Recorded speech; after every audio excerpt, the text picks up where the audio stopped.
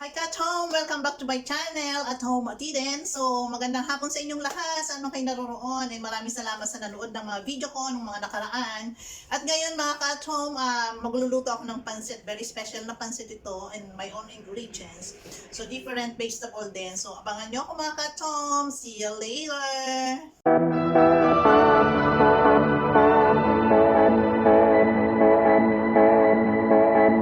Ito yung pansit na ating lulutuin. And then, meron ako dito ang spinach instead of cabbage. Meron din akong broccoli and string beans and then my carrots. So, yung spinach ko na steam niya, yan, ginagayat ko siya para nang sa ganun ay madaling maluto.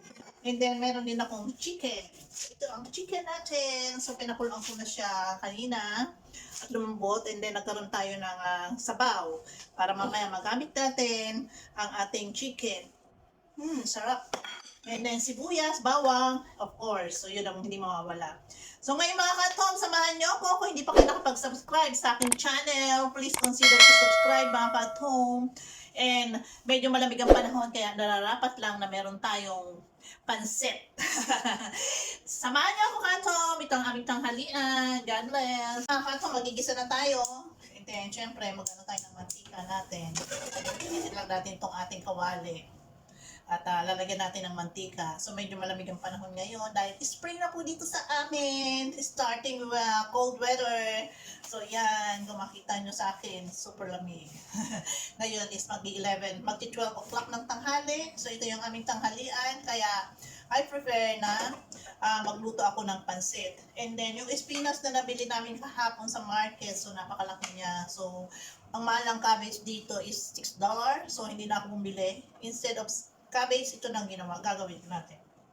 So yun mga ka-atchong, para mas maraming gulay, mas masarap, di ba? Samahan niyo ako. Tayo ng ito ang ating mantika. Lagyan natin ng konti. So ito mga ka-atchong, kasi ayaw niya ng bihon. So ito yung gagawin natin. Ito try ko kung kakain siya nito. Oh my gosh! Kasi yung pancit bihon daw is ayaw niya. So is plastic. So ayaw niya ng plastic na tao. Kaya kailangan ay totoong tao. Ayan, dito na natin ang sibuyas. Paghiwa ko ng dalawang sibuyas para mas masarap yung nabuto ko. Dito lang yung mga ingredients baka so para madali siyang gawin. And then, nandun siya sa other bag. Pagkatapos, kakain na kami. So, very simple food. Ang aking preparasyon sa araw na to. And, since matagal na akong hindi nakakain ng pansit, naisipan ko itong gumawa ng pansit.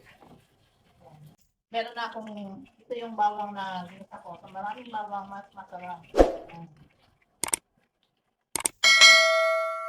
Ito lang yan. So, very simple bawang na meal for today. Kaya ano lang siyang malutang sibuyas. Hindi rin ako masyado maglalagay ng soyo kasi ayaw niya rin ng soyo. So, ganito lang ang aking pagkain dito. Kung ano lang yung gusto niya, yun ang aking sinusunod. So, yung recipe ko po, sa akin lang po ito. Pero kung gusto nyo rin sundin, pwede naman. Diba? Para sa akin, masarap ito. Then, lagay na natin ang manok. Para ma-absorb na konti. Hindi ko na siya, dalawang side ito, hindi ko na siya hindi ko na iniwan ng maliliit. Kasi, para mayroon siyang makain na konti. Dito na lang ang sibuyas. Mag-golden brown na siya. Of course, lagyan natin ng paminta.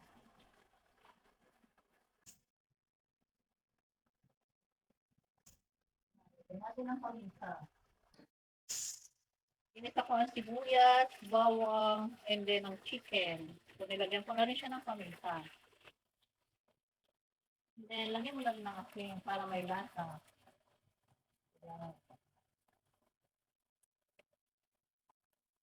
Para lumasa siya. Lagyan ng asin like at home. Nakasin at home. Yan. Para may lasa na siya while cooking the chicken.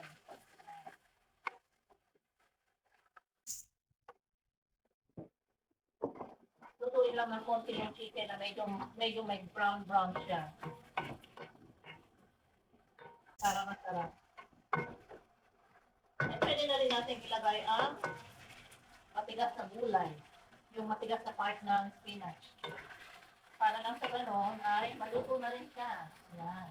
Salita lang lahat, ihalo lang. Ito yung broccoli at ito yung carrot. Actually, ako, ang spinach is medyo kailangan luto na. Hindi ka tulad na sabi na magaling siyang maluto. So, ito hindi. So, ngayon, lalagyan ko ng konti toyo para sa ganon, merong kulay-kulay ng konti. Yan. Mga 2 kutsarang toyo lang.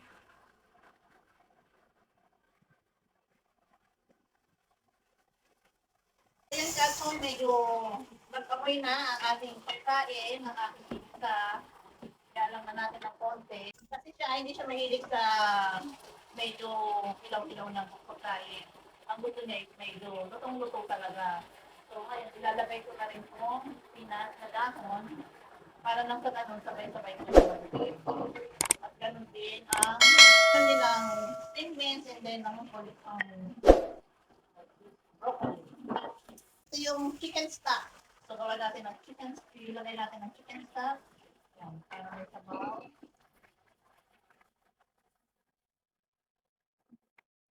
Tapan lang natin siya and then wait lang natin kumulo. So, gano'n lang kasimple, di ba?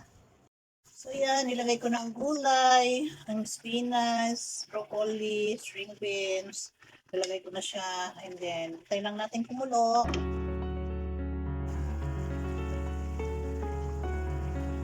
So, kumukulo na siya, and then, malapit ng maluto. Ilalagay na rin natin yung ating pancit. Tanin lang.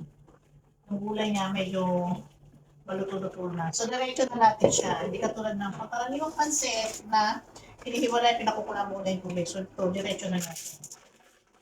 Lagay mo lang yung pancit. Parang ano siya, tawag ito, parang instant noodles.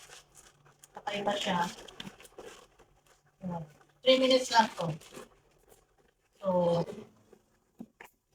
lutuin lang natin ng 3 minutes. And then, madali na siya pag takpan lang natin ng konti. Hindi ko na siya ubusin, 2 lang kasi kami. So, tama ni 2 peraso. Diba? Sayang kasi mga kasyo, alam nyo na. Kasi, pag nagluto ko ng madami, ayaw niya rin yung repeating ulam. So, ganon. Saka tama rin naman yun. Pag repeating ulam, hindi nakakasawa na, di ba? So, tama lang din. So, antay lang natin 3 minutes. Got home. Siya, di ba? Luto na yung pansit niya.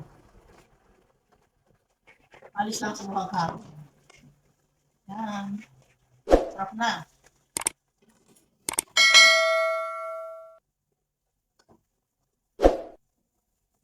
May sabaw na kami. Meron pang gulay at may noodles. So, yan. Ganyan lang yan at home. Very simple food, but healthy. Yan. So, yan na ang ating pansit. Yan. Sarap, diba? Ating pansit with vegetable, chicken, at may carbohydrates na konti. Very healthy. And then, lalagyan ko rin siya ng sesame oil. Luto na siya. And then, antay ko na lang si My Bello. And habang inaantay ko siya, papatayin ko na yung apoy. And lalagyan ko siya ng sesame oil para mas masarap. So, lagyan natin ng sesame oil. Sesame oil. Yan. Para masarap. So, yung nakatong, luto na. Sarap natin. Ay Kathom, ito na yung ating finished product na pansit and maraming gulay. Ayan ang aking luto. Maraming salamat sa inyo sa panonood nyo mga Kathom. Thank you so much. God bless.